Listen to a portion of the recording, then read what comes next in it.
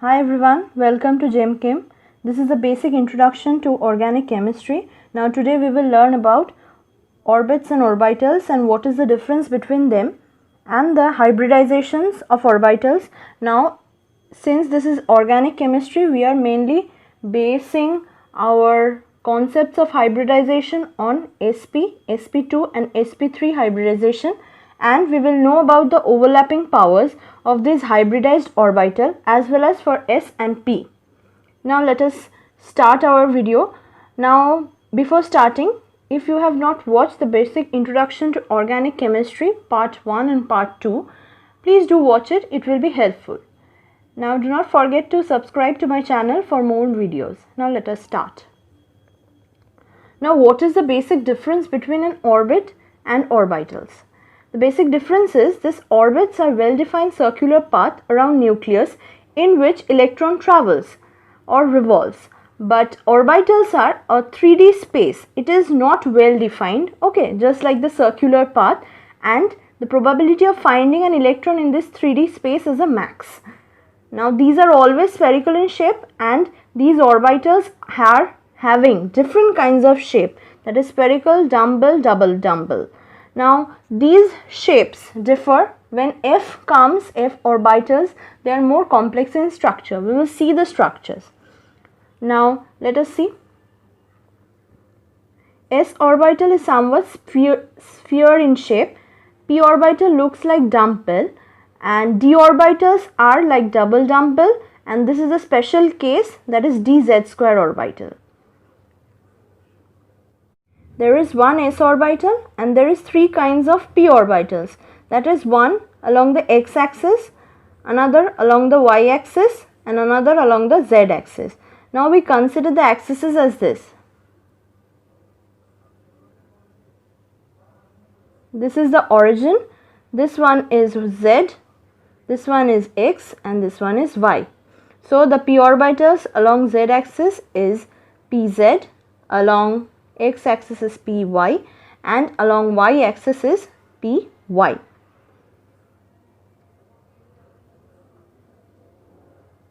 Now we will know about the d orbitals. Now before knowing the d orbitals, we should know the planes in the 3D space. Now since this is the coordinate axes, this is x, this is y, and this is z, this plane is xz plane. This also is xz plane, whereas the plane which constitutes of y and z, this plane, that is this plane, is the yz plane, and xy plane is this one that is below here. This is the xy plane. So we have seen the xy plane. Now see dxy. Dxy will be along the xy plane, that is here, here, here, here. Let me draw it freshly. If this is the orbital, we know which is which. This will be like this. This also extends in this way, so we will have it like this. This, this, this, and this.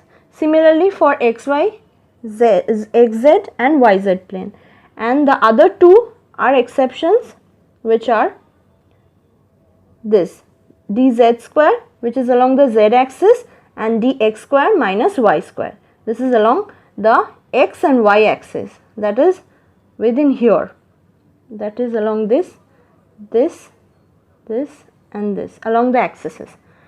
And f orbitals are somewhat complex. We do not require it here more or less, but this is for information only. Just see, these are the complex structures of f orbitals. Now let us go to our next topic, that is hybridization. Now we have to remember that one s orbital combines with one p orbital to give two sp hybridized orbital.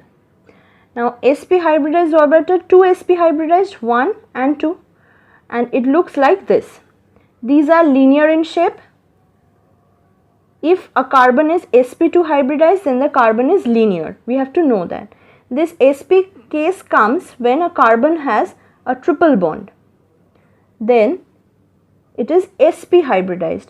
2 of its double bond is formed by sp carbon. By combining 1, 2 and 3 orbitals, we are getting 3 orbitals only, 1, 2, 3. And now this is more apt for the double bonds. These are also linear in shape. Now this 1, 2 and 3 bond is formed by sp2 hybridized orbital, and this one is formed by overlap of p. Clear? Now let us go to the next hybridization. Now this is combined by one s orbital and 1, 2, 3, 3 types of p orbitals, px, py and pz, to form an sp3 hybridized orbital. There is always single bond in these cases and it looks like a tetra. It is tetrahedral in shape. Now let us go to the next part. That is, what are the overlapping powers? It is important to know that what is the coefficient with which it overlaps. Bond power determines the bond strength between the bond formed by two atoms. This is important to know.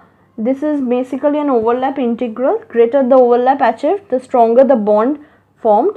The relative overlapping powers of atomic orbitals have been calculated, and for s orbital it is 1. For p orbital it is 1.72, and for sp orbital it is 1.93, sp2 1.99 and sp3 2.00. So it is thus apparent that why we use always the hybridized orbital for our necessary conditions to make molecules, because they have the more overlapping power. Thus the bond is strong. Since the bond is strong, so the bond does not break easily. So we get a stable molecule. Stability is important in organic chemistry in many cases. So we need the stability. So we need sp3 hybridized orbital for good bond formation rather than only s or rather than only p. Right? Now let us go to the next part. Now how sigma bond and pi bonds are formed? Sigma bonds are formed by end-on overlap of different orbitals. Like for s orbital combines to form a sigma bond. P orbital and p orbital end-on overlap forms a sigma bond. But if two p orbitals overlaps in a side-on overlap, then they form pi bonds. Now sigma bonds are more strong than the pi bonds because the side-on overlap takes up little portion of the two orbitals and combination is little weak, whereas in case of end-on overlap the combination is much compact, so we get a strong bond. Now see this is ethene molecule. So what is the difference between these two bonds? Now one is sigma bond and one is pi bond. Okay, these two bonds are not equivalent, we have to always keep in mind, and can be distinguished by using bromine water. Now on giving bromine, this will give this one, Br, H2. Now see, one of the bonds is broken. So one of the bonds gives this product and the bromine water gets discharged. So we see that one of the bond is broken, and that is pi bond, because pi bond is weak bond.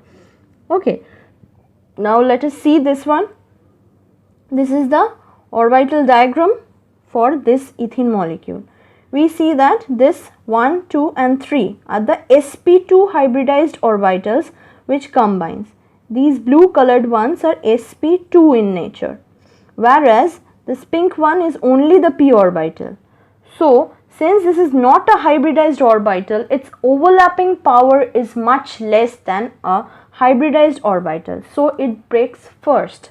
This is important to know. This is sigma bond. This is also formed by a sp2 hybridized orbital.